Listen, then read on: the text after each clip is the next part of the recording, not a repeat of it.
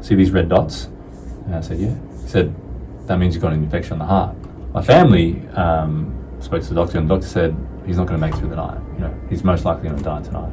So I got put in an induced coma. They didn't operate. I woke up, you know, quite a few days later. You know, he came to me, he said, look, Kyle, this is what's happened. You've got a 3 centimetre bug eating a hole into your heart. And he said, look, there is another option. And I said, okay, what's the other option? So there's this thing called the alkaline diet.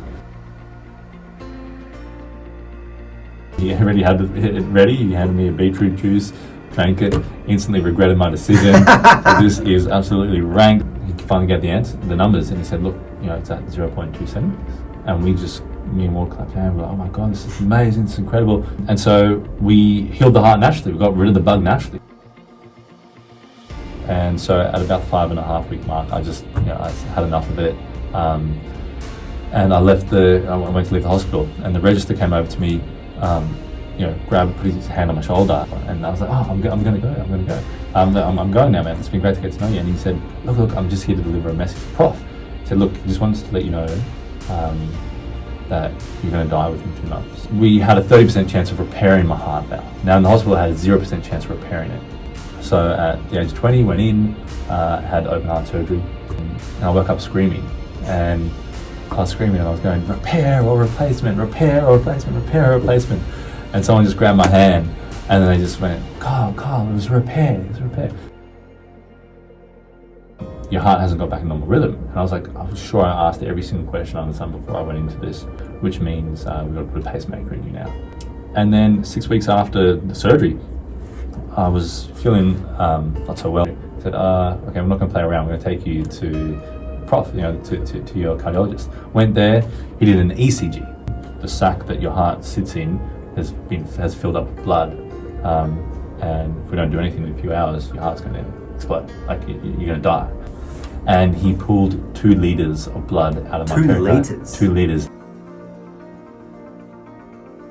But I just started this program, and it just wasn't someone told me, wasn't something I picked up. I just went, I'm going to get up every morning at 4 a.m.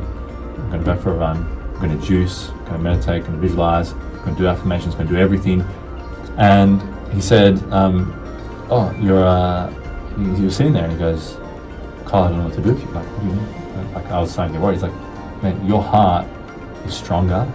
I just had this message. I felt like it was from God, just kind of piercing through the roof. And just this voice in my ear, just asking me a question, what are you doing? I was like, what are you doing? You know what to do. You know how to take care of your heart. You know, like, what are you doing? Get out of here. You know? And I walked out of there, haven't looked back since. I think your truth is your experience. What you experience is truth. What you've tried out, what you've tested, that is truth. And he said, make sure, Kyle, whatever you do in your life, that you decide your destiny. But over the course of my life, I've realized, wow, I have decided my destiny. That Decide Your Destiny philosophy came back to me later on in my life. And kind of, I think Steve Jobs talked about it, like, you know, you kind of can see where you want to go by joining the dots, looking backwards.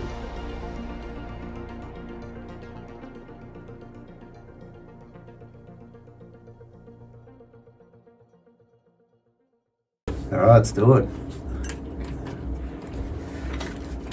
Hey young guys, my name's Kane and this is the Success Minded Podcast. Today we have a young gentleman by the name of Kyle Spyrides. Kyle has an absolutely incredible story. You better race out and go get your tissue box because it's going to be an absolute tearjerker. Kyle is the current owner of Soul Gazing Photography. He runs his own networking event, which is called the Business Networking Reimagined. He also has his own podcast called Decide Your Destiny, which has a lot of great info on there, so please do jump on there. And he's also a volunteer at the Metal Mission team and current board member. Kyle, welcome. Thank you, mate. Thanks for having me. I will just jump in there. The network group that I'm running at the moment actually is just Decide Your Destiny Community Network. Right. So I'll just jump in there, but I have been running the BX Reimagined network from Sydney, the company over Sydney, and I've been running over here, which is awesome. It's just a great way to be able to connect with more people, connect with more business owners. And I think a lot of the reason why we do what we do is because we get to connect with amazing people. Definitely. Yeah. Yeah. But thank you for having me on, man. Thank you so much for having me on. Absolute pleasure, man. I'm really looking forward to this convo. Yeah. So I guess to get the ball rolling, you grew up in Johannesburg, was it? Yeah, so I was born in Joburg, and my mother was an international model, so she was a famous model. She was on sets with Charlize Theron. Wow. So she was kind of a few months after I was born. She was already had modeling commitments, in Russia, in Japan, in France, and so she was traveling around. And my grandparents kind of looked after me for the first 2 years of my life, and I actually grew up in a pub. So my grandparents had a pub in Warner Valley in Johannesburg, and I would spend most of my time there, and I would be like, part of the pub, sort of part of everyone knew who I was. I even had, at one point, I had a bar stool where I'd watch my TV, and I want to move from that stool, and apparently, according to my granny, I was pretty, I guess a bit spoiled, but I'd just call out, I'd say, "Granny, ice cream." And then one day, a patron that would come every Sunday every weekend came up to me and said, "Kyle, you can't call your granny like that. She's in the back there working hard." And apparently, this, as the story goes, I said to her, if I call my granny, she will come. So there you go, kids, strong-minded will, and I think that's one of the big lessons has been trying to bring that strong-minded will, trying to bring back a lot of those traits as a kid has back into your adult life. Because you're really kind of focused on what you want to do, who you want to be, who you want to interact with as a kid, and you're very, you're very determinate with where you want to go. And as an adult, you kind of get, I guess what you say, you get corrupted by a lot of things around you, Yeah, I can definitely relate to that. Yeah. You get caught up in, in the world, I guess. Yep. And, people saying no and whatever it might be. Yeah. And then, over time, if you're lucky enough, you realise that, being childlike minded is actually very beneficial. Yeah. And there's definitely it's a combination. A lot of life is just picking up, certain fruits, trying, seeing if that's ready, that's ripe, that's good to go. Let me try that. So picking up certain qualities of being a child, or having that confidence, having that boldness, having that I fell over, I got back up.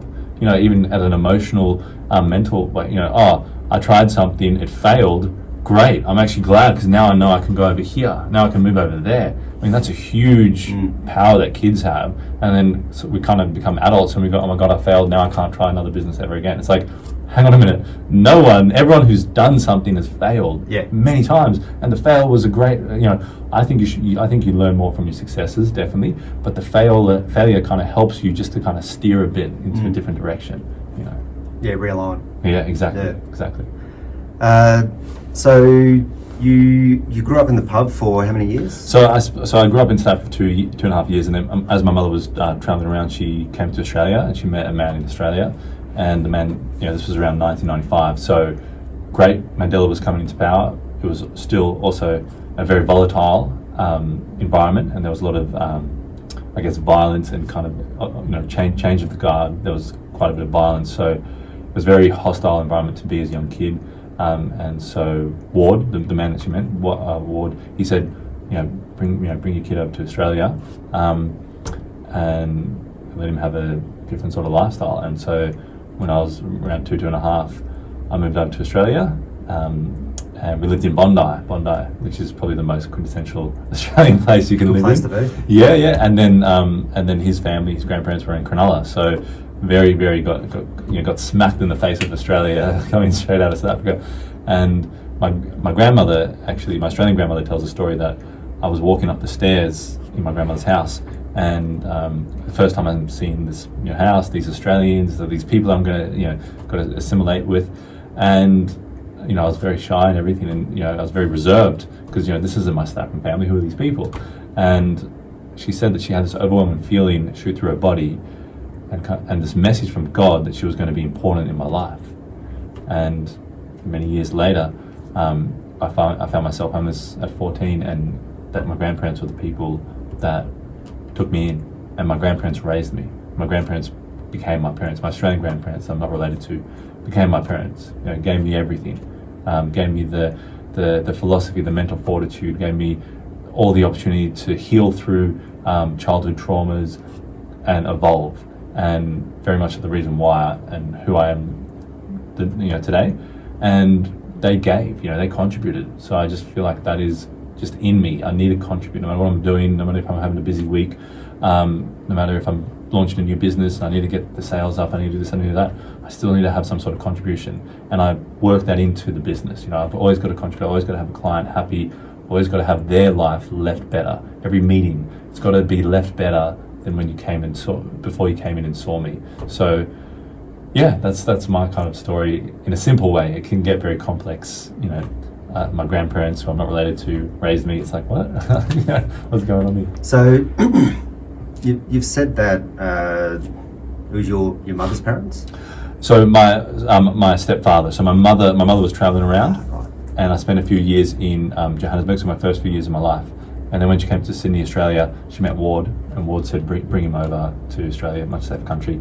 I came over to Australia, and then it was his parents that I met, his whole family. So I have this whole family in Australia, no blood relation to, but they welcomed me, and I'm very, very grateful. And what was the situation that led to you being there permanently? If you're happy to talk about it, you don't have to, obviously. No, look, I think I always, and this is just a part of my philosophy, I think if there's something to be learned, something that there can be a positive takeaway, then I feel like you should share. I think we live in a transparent age, and we share a lot of toxic, negative stuff, but I feel like if there's something that can be learned. So I had a very sort of, so how the pathway goes is I moved to Australia, lived with my father, my stepfather and my mother. Then a few years later we moved to Ireland.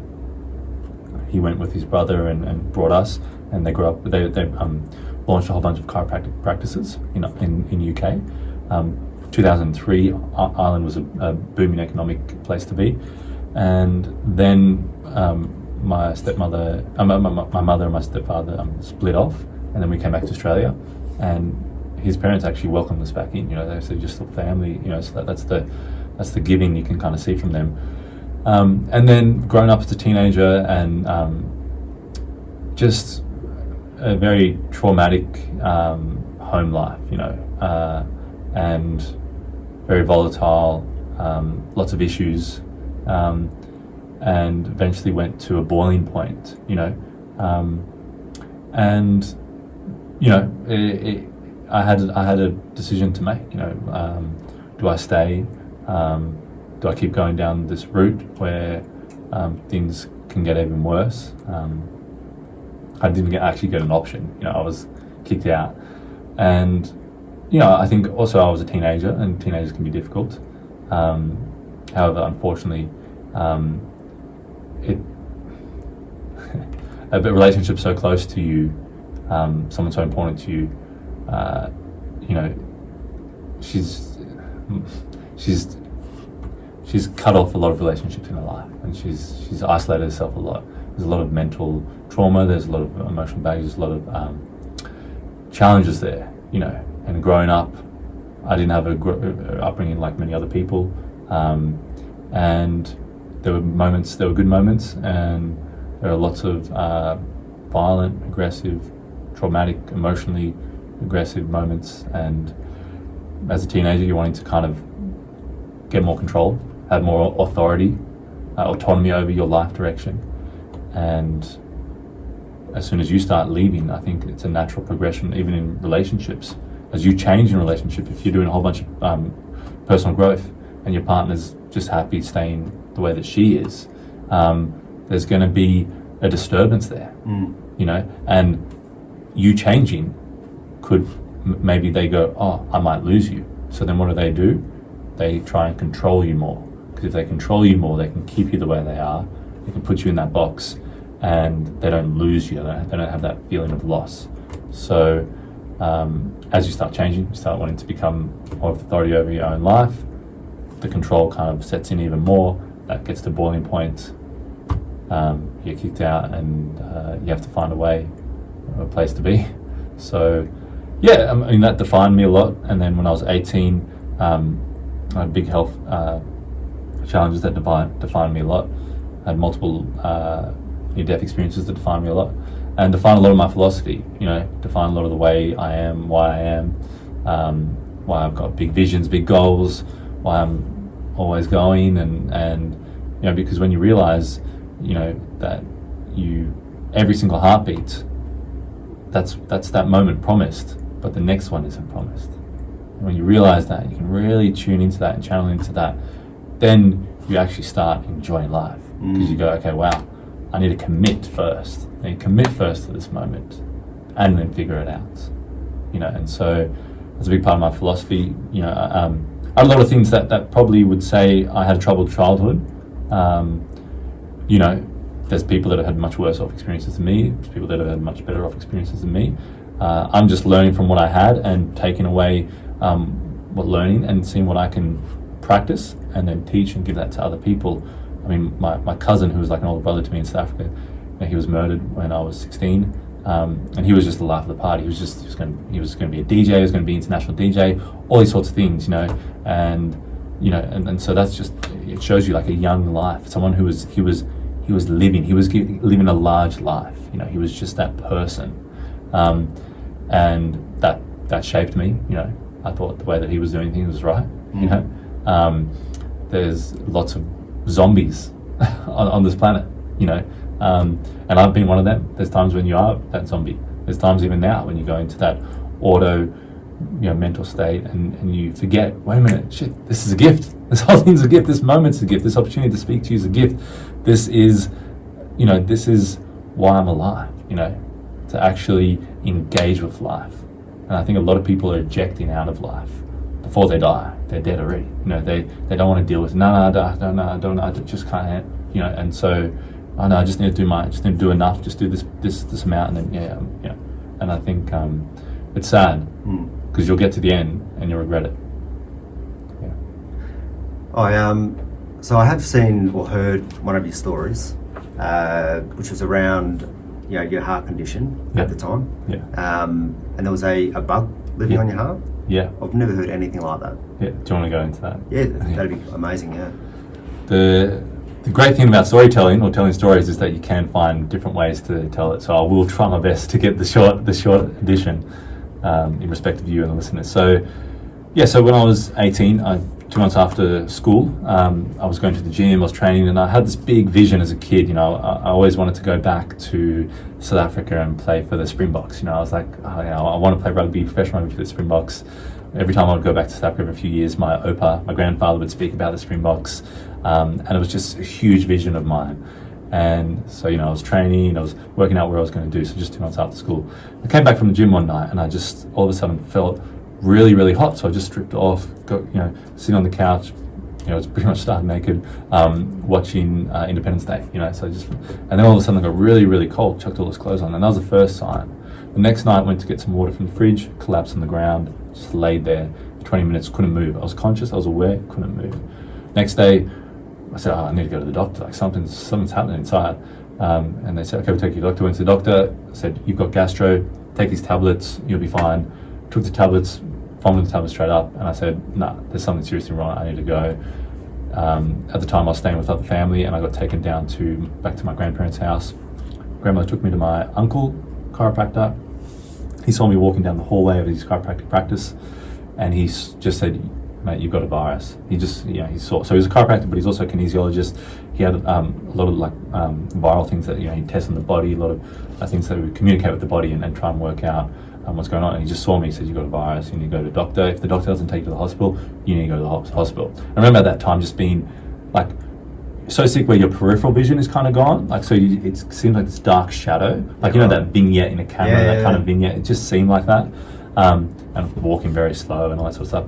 And then I went to a doctor that I had for a GP, a lovely local Chinese man that was more than just a doctor, because at one point in my life he gave me this book titled Hope, because he knew about some of my upbringing, and beautiful landscapes, and every page had a beautiful quote. So he was more than just a doctor, he was a special guy. And so he checked me out.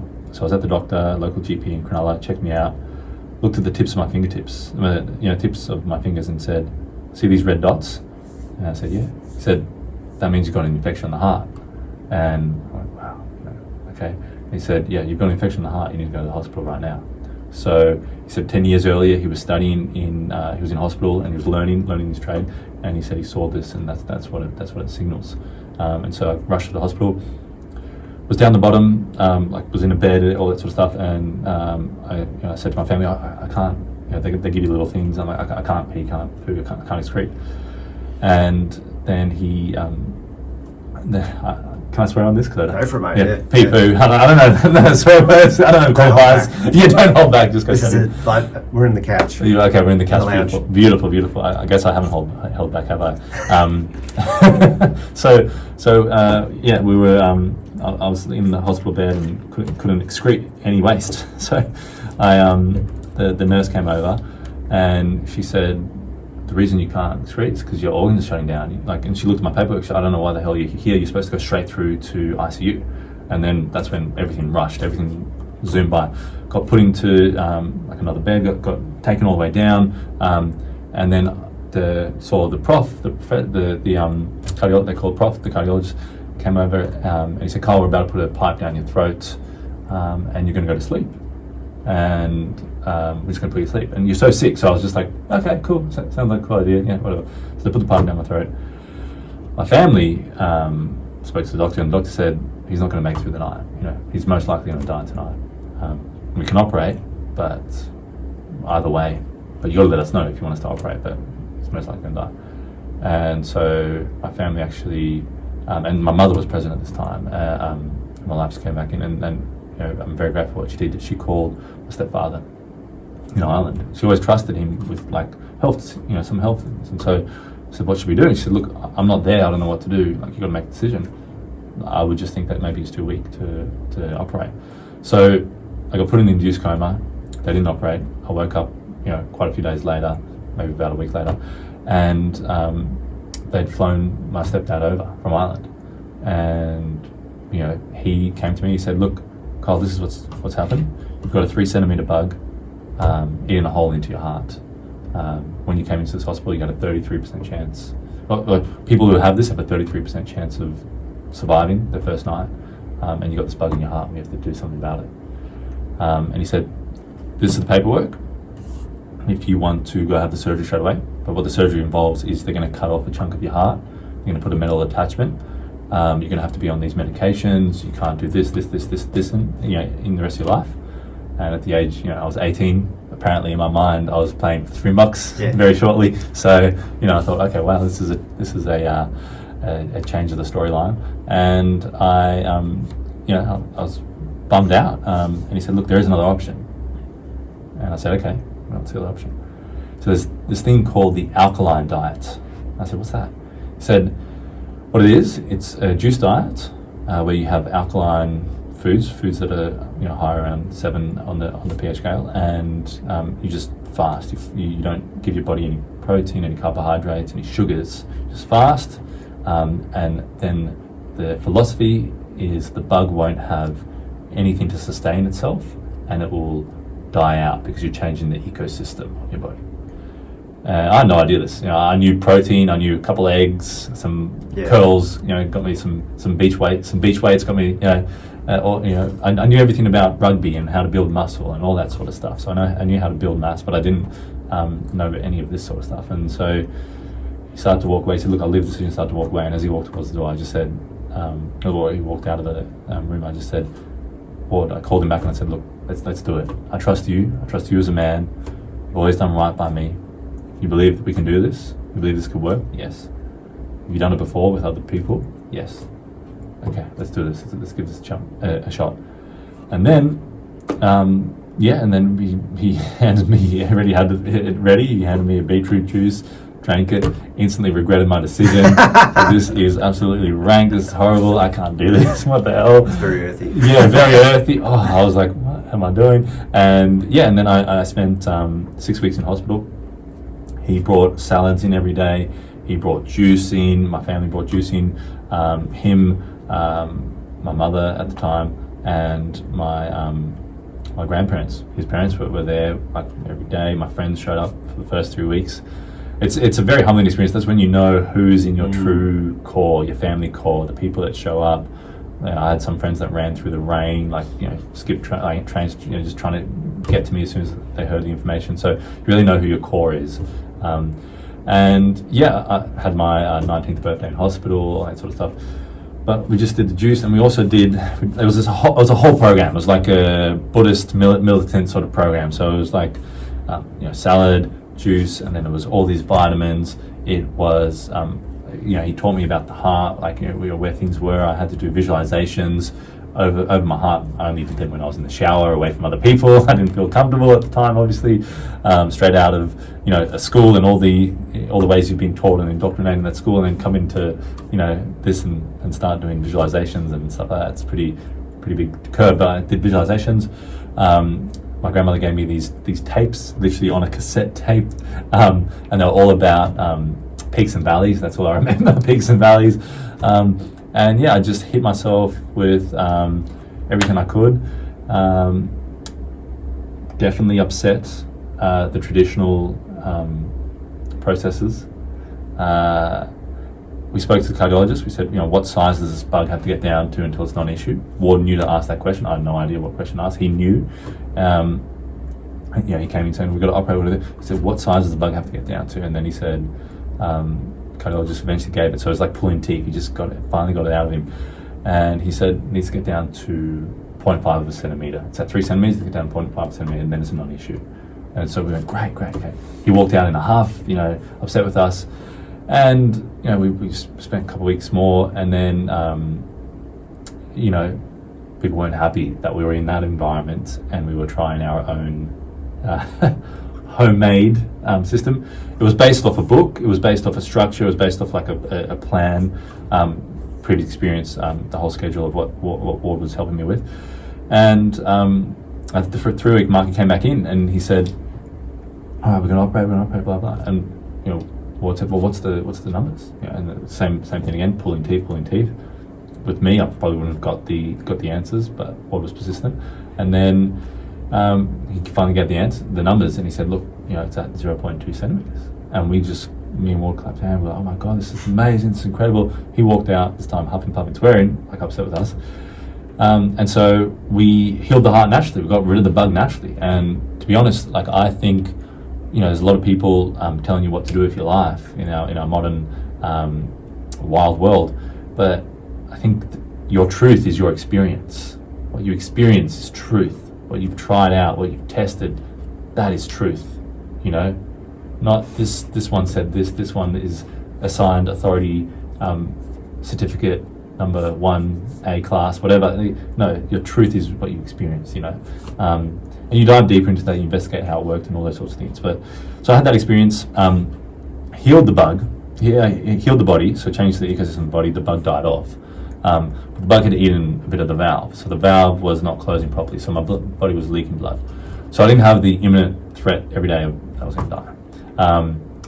And so at about the 5.5 week mark, I just, I had enough of it.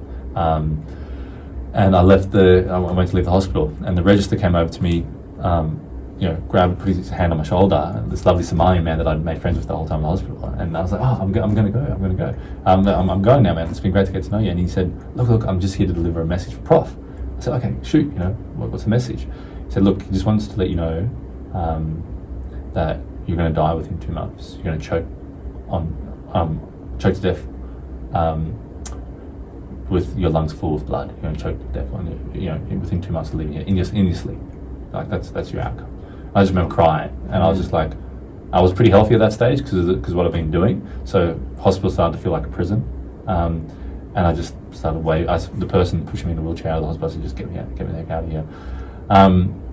Later on, I heard that a friend of mine was studying to become a cardiologist, and he told me that particular hospital had a lot of investigations to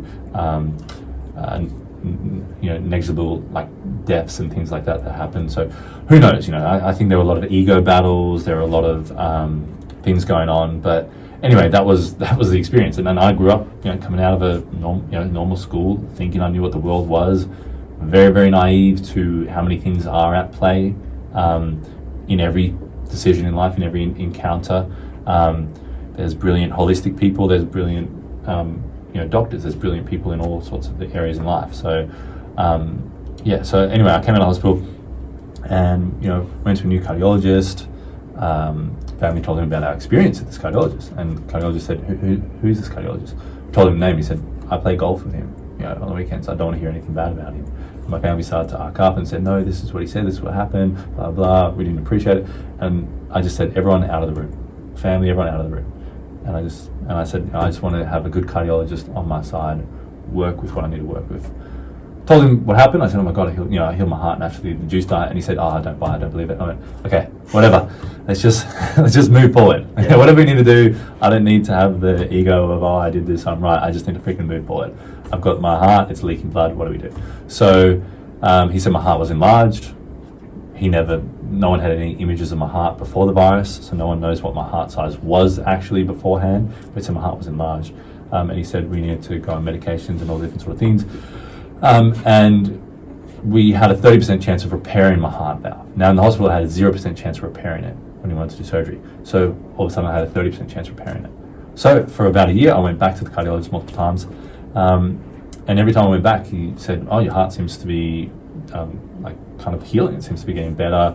The numbers are a bit better. You're still leaking a lot of blood. But now there's a 50% chance. And then eventually it got to about, they reckon it was about a 70% chance of repairing the valve.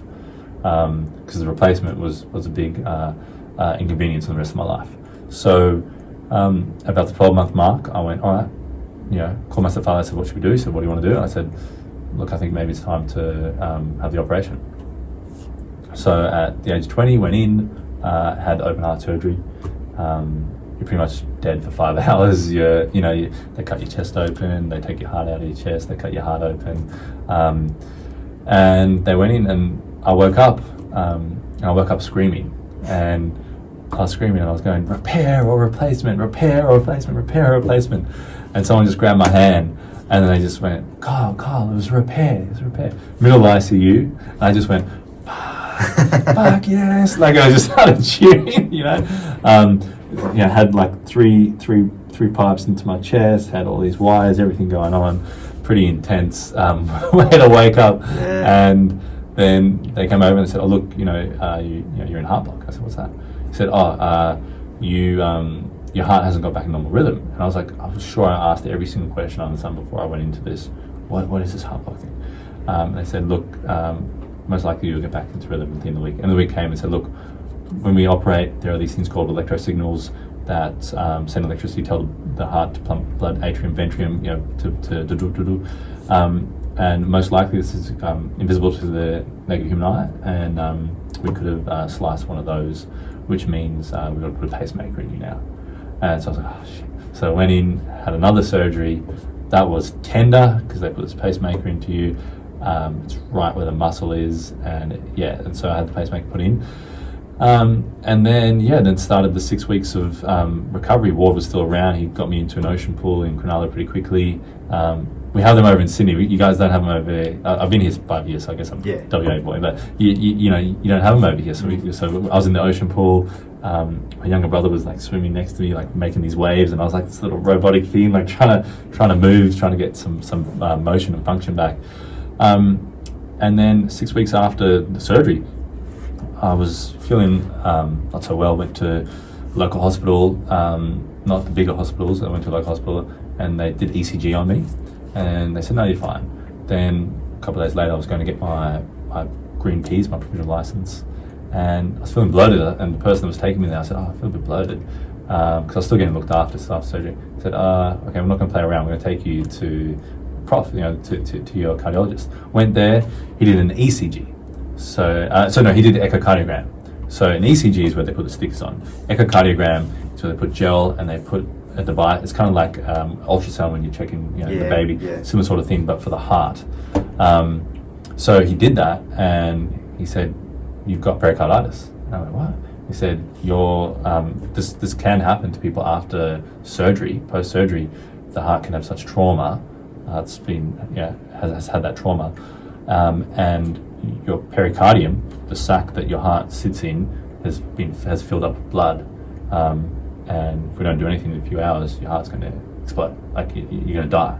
And I was just like, what the hell? How did I find myself again at this point of death or life? And it was just, And so they didn't even let me walk out. They put me in a wheelchair. They wheeled me across to the hospital. I'm trying to remember, I don't know if it was vitamin A, or they put some sort of vitamin in me because they were about to suck a lot of blood out of me. So they put it in one arm and they said, no, we've got to pump it in. We've got to put it in another arm.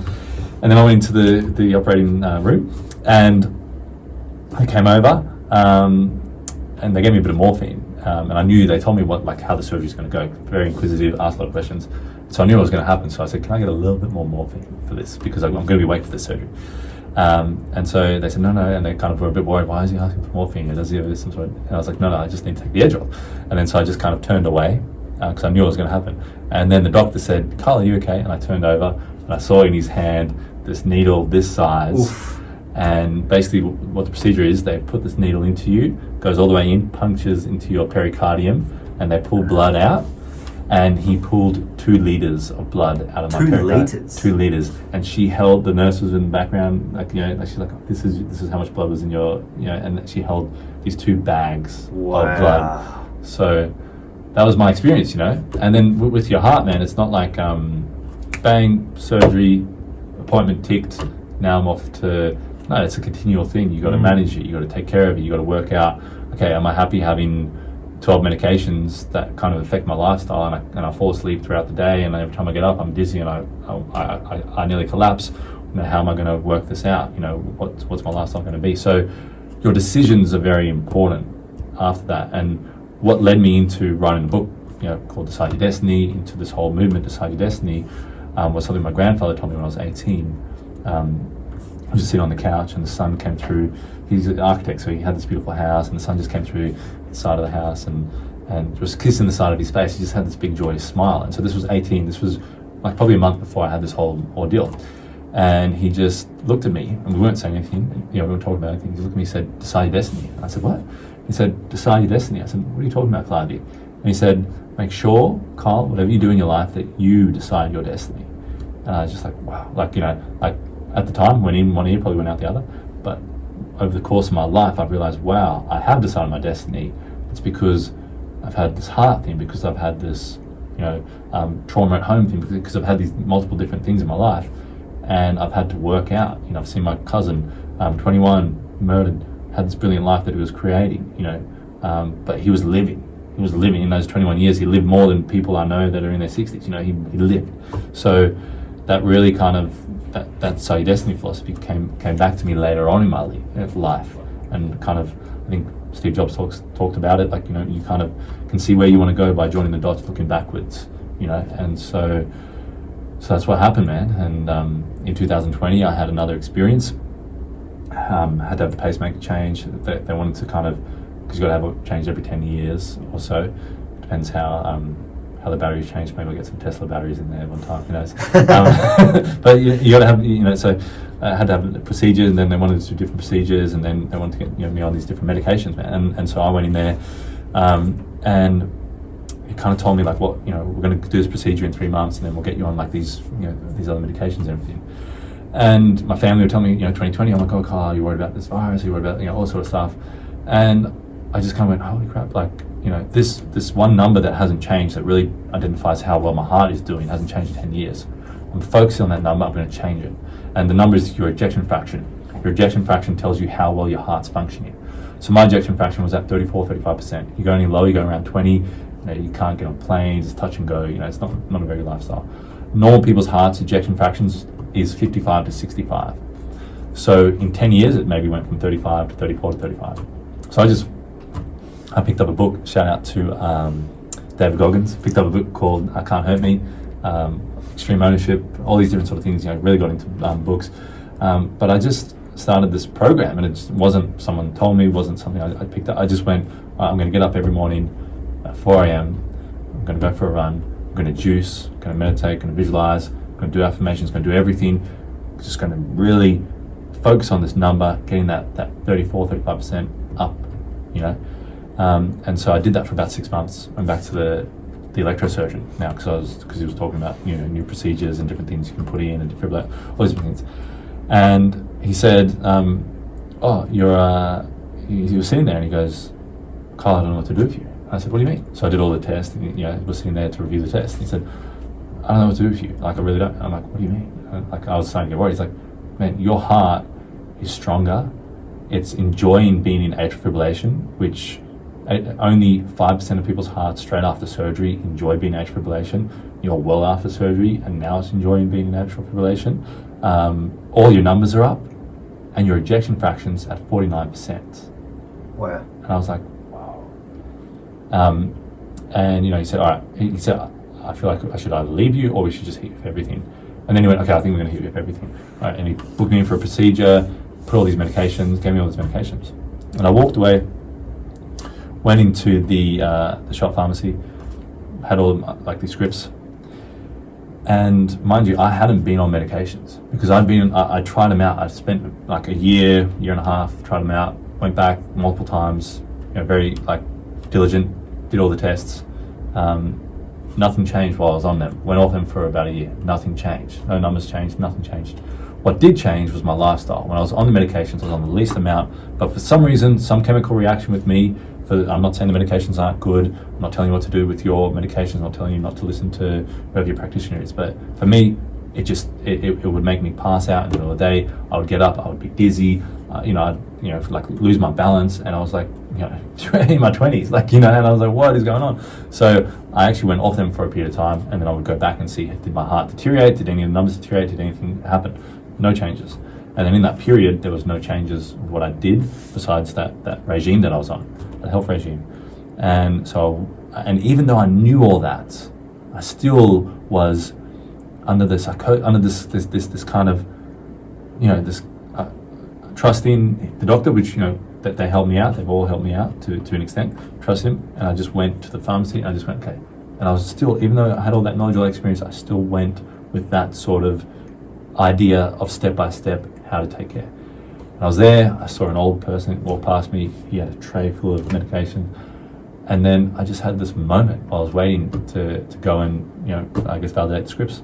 I just had this message, felt like it was from God, just kind of piercing through the roof. And just this voice in my ear, just asking me a question, what are you doing? I was like, what are you doing? You know what to do. You know how to take care of your heart. What are you doing? Get out of here. And I walked out of there, haven't looked back since. Wow. Yeah. It's pretty hard to follow that. Sorry, man. I thought I'd just give it. No, that was amazing. Unfortunately, I'm absolutely shattered. We've run out of time. We need to do this again, yes, so that we can do the next chapter. Yes, because you have so much more to talk about. This dude is on a serious trajectory. Going places, definitely heading up. So thank you so much for joining me today. Thank you, mate. I really appreciate it. Thank you. Yeah. So I hope you guys enjoyed that as much as I did. We'll pencil in another catch up. Definitely, and I hope you guys enjoyed. If you liked it, please share with your family members and friends. And thanks for joining us at the Success Minded. Cheers.